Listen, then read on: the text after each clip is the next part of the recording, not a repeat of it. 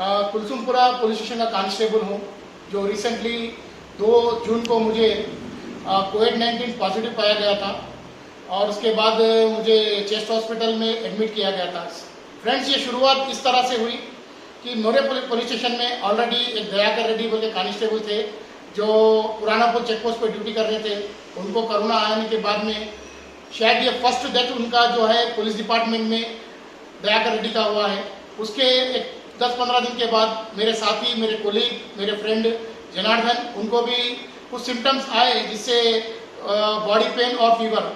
तो उनके 3 दिन के बाद मुझे भी सेम सिम्टम्स आने लगे, जैसे कि मेरे बॉडी में पेन होने लगा और 1 दिन का बुखार मुझे आया। तब मैंने, जैसे मैं पब्लिक में अवेयरनेस प्रोग्राम करता हूँ, गाने गा के पब्लिक में समझाता हूँ, कि मेरा एक नारा था कि अपने बच्चों को बचाओ, अपने बुजुर्गों को बचाओ। तो उसी के तहत मैं भी, जिस तरह फीवर आया तो उसी दिन मैंने डिसाइड किया कि मैं अपने तरफ से सेल्फ क्वारंटाइन रहूंगा कि जब तक मेरा टेस्ट ना हो जाए, जब तक मेरा रिजल्ट ना आ जाए। तो मैंने 3 दिन, मेरे नीचे एक क्वेश्चन है, उसी के अंदर 3 दिन तक मैंने अपने आप को सेल्फ क्वारंटाइन रखा। उसका नतीजा मुझे इस तरह तोहफे के रूप में मिला कि ना मेरे किसी दोस्त को ये वायरस स्प्रेड हुआ, ना मेरे पुलिस स्टेशन में ये वायरस स्प्रेड हुआ, ना ही मेरे परिवार में, मेरे बीवी बच्चों में या मेरे फादर के पास ये वायरस जा सका। ये वायरस मेरे ही अंदर खत्म हो चुका है। जैसे 3 दिन मैंने सेल्फ क्वारंटाइन किया, उसके बाद में जैसे ही मुझे रिजल्ट पता चला कि पॉजिटिव है, मैंने कंटिन्यू अपने आप को सेल्फ क्वारंटाइन रखा। उसके बाद में 8 दिन चेस्ट हॉस्पिटल में मैं एडमिट था। और यकीनी तौर पे दोस्तों, मैं ये बताना चाह रहा हूँ कि सरकार हमारी एक तरीके से हमारी मदद कर रही है। जिस डिसीज का इलाज नहीं है, उस डिसीज के लिए भी ये लोग, जैसे आपको फीवर आता है तो फीवर को रोकने के लिए टैबलेट दे रहे हैं, जैसे आपको खांसी आती है तो खांसी को रोकने के लिए टैबलेट दे रहे हैं, जैसे आपकी सांस फूल रही है। ये लोग का मकसद है कि 3 दिन तक अगर आपके बॉडी में फीवर नहीं रहा तो ये वायरस आपके अंदर नुकसान देने के काबिल नहीं रहेगा। तो ये वायरस कमजोर पड़ जाएंगे, आपके शरीर में आपकी जो सेल्फ इम्यूनिटी पावर है वो इम्यूनिटी पावर डेवलप होंगी। अगर फीवर नहीं आएगा तो हो सकता है 4 दिन से आपको बिल्कुल अपने ऑब्जर्वेशन में रख के 5 से 8 दिन के अंदर आपको डिस्चार्ज करिए। मुझे भी 8 दिन में डिस्चार्ज किया गया था और साथ में मुझे हिदायत दी गई थी कि 14 दिन अपने घर में होम क्वारंटाइन, रूम क्वारंटाइन के तौर पर रहने के लिए बताया, जिसके अंदर मैंने बहुत ही पाबंदी से, मैंने जैसे मेरे थाली होती है, गिलास होता है, मेरा कप होता है, मेरा चम्मच होता है, तो मैंने खुद ही वॉश किया है। अटैच लैट्रिन बाथरूम होना कंपलसरी है कि जो पेशेंट यूज कर रहा है वो कोई और ना यूज करे। अपने रूम को, अपने बाथरूम को हाइजेनिक से रखना है, साफ रखना है और अपना सामान जो है, जो थाली गिलास कटोरी है, वो आप अपने खुद वॉश करना है। अपने कपड़े भी अपने फैमिली मेंबर्स को या अपने गार्डियंस को नहीं देना है।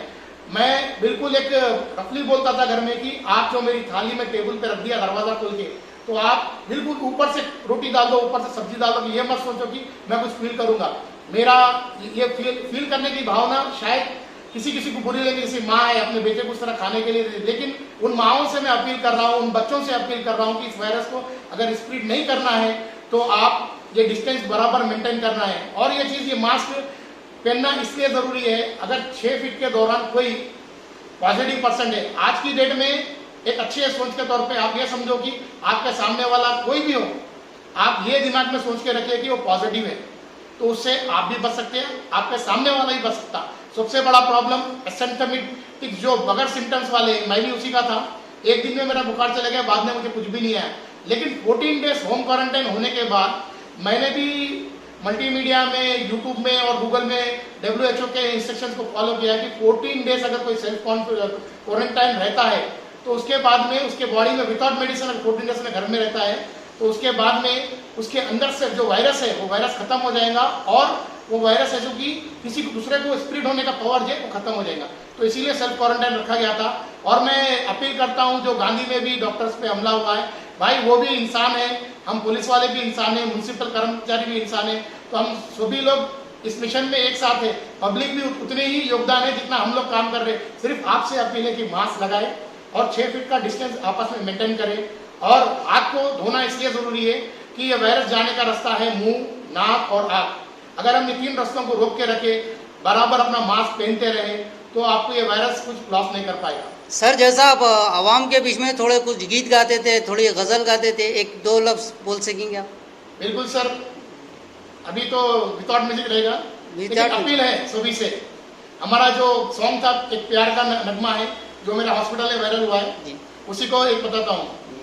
अगर क्वारंटाइन के पीरियड में घर में ही रहना है, बाहर नहीं जाना है, खुद की रक्षा करके औरों को बचाना है, सैनिटाइजर लगाना है, हाथ धोते ही जाना है। दोस्तों, इसका मतलब एक ही है कि हाथ को सैनिटाइजर हो या डेटॉल हो, आप अपने हाथ को धोते रहे और अपने फेस पे मास्क लगा के रखे, अपनी भी सुरक्षा करें। एक नौजवानों से अपील है कि मैं अभी 2 दिन से मेरा नेगेटिव रिपोर्ट आने के बाद में जब ड्यूटी के लिए जा रहा हूँ तो कई लोग को देख रहा हूँ वो चेहरे पे मास्क भी नहीं लगा रहे और ट्रैफिक वैसे ही जाम कर रहे। सबसे मेरी हाथ जोड़ के एक पुलिस के हैसियत से और साथ में एक सिविलियन आप सभी का मेरा एक नारा है, जैसे मैं पुलिस में ट्रेनिंग का कोच हूँ तो मैं बोलता हूँ आपका कोच आपका दोस्त। तो सभी मेरे भाइयों को आपके भाई के हिसाब से भी अपील कर रहा हूँ कि मास्क 100% लगाए और अपने जो परिवार में जो बड़े बुजुर्ग हैं, जो छोटे बच्चे हैं, उनकी हिफाजत के लिए आप भी सेफ रहे। अगर आपको सिम्टम्स नहीं आए तो घर में कोई परिवार का आदमी परेशान हो सकता है। मैं ये परेशानी झेल चुका हूँ तो इसीलिए सभी को बता रहा हूँ कि आप ये रूल्स को, छोटे से रूल्स को फॉलो करो, डिस्टेंस मेंटेन करो और मास्क लगा के रखो। और एक आवाम से एक विनती है, जैसे ही कोई पेशेंट किसी को कोरोना वायरस आ गया बोलते हैं तो उस आप पेशेंट से भेदभाव मत करो।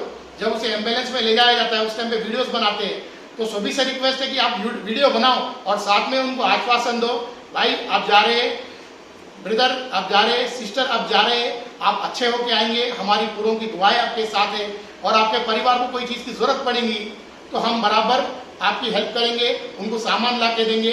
आप भी हमको पैसे मत दो, गूगल पे है, वैसे चीज़ से हमको सप्लाई करो, हम आपके घर में सामान वगैरह देते। ऐसे तो मुझे तो बहुत सपोर्ट मिला है, मेरे फैमिली से मिला है, मेरे दोस्तों से मिला है और कुछ ऐसे भी अनजान दोस्त है जिन्होंने मुझे फ़ोन करके कहा कि सर आप हमको नहीं पहचानते लेकिन आपको हॉस्पिटल में कुछ मदद चाहिए या फैमिली में कुछ मदद चाहिए तो हम सपोर्ट करेंगे। मैं तब सभी हिंदू, मुस्लिम, सिख, ईसाई सभी भाइयों का धन्यवाद हूँ जो मेरे लिए काफ़ी दुआ करे। आपके डिपार्टमेंट से आपको हेल्प मिली सब? सर डिपार्टमेंट से भी हमको एडमिट किया गया और हमारे कुसुमपुरा सर्कल साहब ने हमें ड्राई फ्रूट भी वहाँ प्रोवाइड करने लगाए, वहाँ हॉस्पिटल में ड्राई फ्रूट वगैरह भी जाए और सर ने भी कहा कि कुछ भी अगर आपके घर में भी कुछ राशन वगैरह कुछ चाहिए तो हम आपको भेजेंगे। और काफ़ी लोगों ने कहा, मैं किसी एक पॉलिटिकल पार्टी का नाम लूँगा, हर पॉलिटिकल पार्टी वाला, हर समाज सेवक, हर धर्म के लोगों ने मुझे बहुत सा प्यार दिया। कई लोगों ने मुझे दुआएं दी, कई लोगों ने, मेरे मुस्लिम शागिर्द भी बहुत है पुराने शहर में, कई लोगों ने बताया कि पूरे परिवार के साथ बैठ के मेरे लिए प्रे करें वो लोग। तो बहुत ही आभारी हूँ सभी धर्म के लोगों का। साहब ये लोग जो दवाखानों को ब्लेम कर रहे हैं कि